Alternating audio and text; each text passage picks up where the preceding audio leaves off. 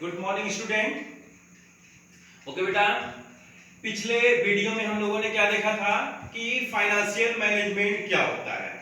What is financial management? तो क्या होता है, थोड़ा सा हम लोग उसको भी रिवाइज कर लें आज। फाइनेंशियल मैनेजमेंट यानी कि किसी भी बिजनेस को या कंपनी को सही ढंग से या सुचारू रूप से चलाने के लिए जिस चीज की जरूरत होती है वो क्या होता है? पैसा होता है, यानी कि फाइनेंस होता है। तो वो पैसा कहां से आएगा, कैसे आएगा, किधर से आएगा, उन सब चीजों के लिए एनालाइज करना मैनेजमेंट कहलाता है। क्लियर?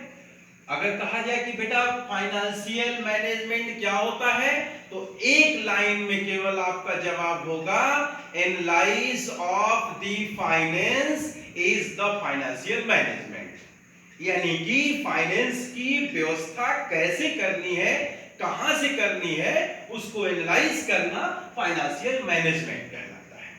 क्लियर है? बोलो बेटा। अब पैसा कहां से आएगा? यानी बिजनेस है तो पैसा तो आएगा ही आएगा, ठीक है ना।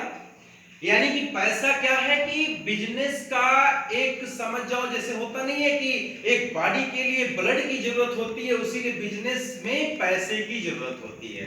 किसकी जरूरत होती है? पैसे की। और वो पैसा ज्यादा आए या कम आए, ज्यादा आए तभी मैनेज आपको करना है, कम आए तभी मैनेज करना है।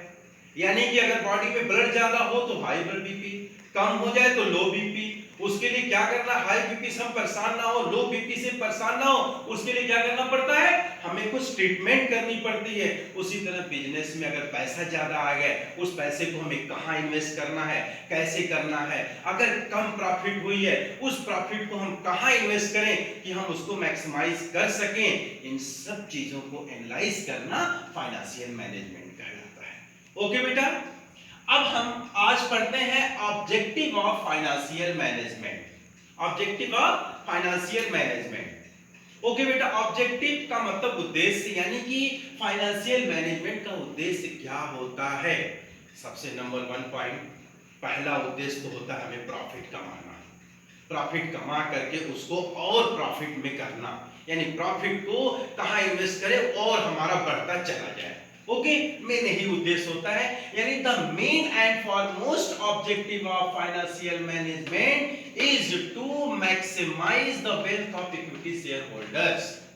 ओके, यानी कि हम उस मेन उद्देश्य फाइनेंशियल मैनेजमेंट का होता है कि मैक्सिमाइज वेल्थ, हम उसको और कितना ज्यादा उसके धन को बढ़ा दें शेयर होल्डर में बांट करके। शेयर होल्डर का मतलब जो शेयर परचेज करते हैं उनको शेयर होल्डर कहते हैं हम। शेयर क्या होता है?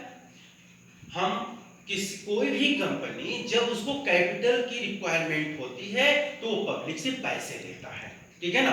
अब पब्लिक कब पैसे लगाती है? जब उसी कंपनी में पैसे लगाती है जिसकी ग्रोथ देखती है कि हाँ इनका शेयर बढ़ता जा रहा है, वहीं पर पैसा लगाती है कंपनी, ठीक है ना। तो हम क्या करेंगे? हम भी इसको बढ़ाने के लिए अपने प्रॉफिट को उसी जगह पैसा इन्वेस्ट करेंगे जहां उसी शेयर, उसी कंपनी का शेयर खरीदेंगे जहां पर उसका ग्रोथ बढ़ रहा हो।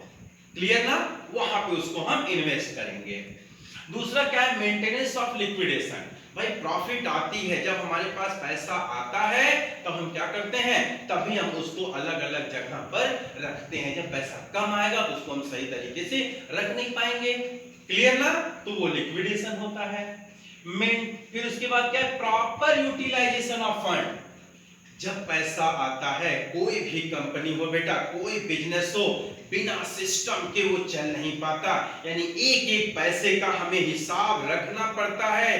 1 रुपए अगर लगाया है वहां पर उसका यूटिलाइज क्या है, तभी हम वहां लगाएंगे, ठीक है ना।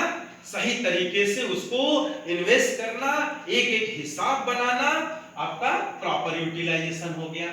Meeting of financial commitment with the creditors, यानी कि जो हमारे लेनदार हैं उनके साथ जो हमारा कमिटमेंट हुआ है कि आप हमारे पास पैसा लगाइए, हम आपको इतना देंगे, उनके साथ मीटिंग करना, उनके साथ सलाह लेना, सुझाव देना, उनकी बातों को रखना, ये होता है आपका financial commitment with creditors. Clear ना बेटा?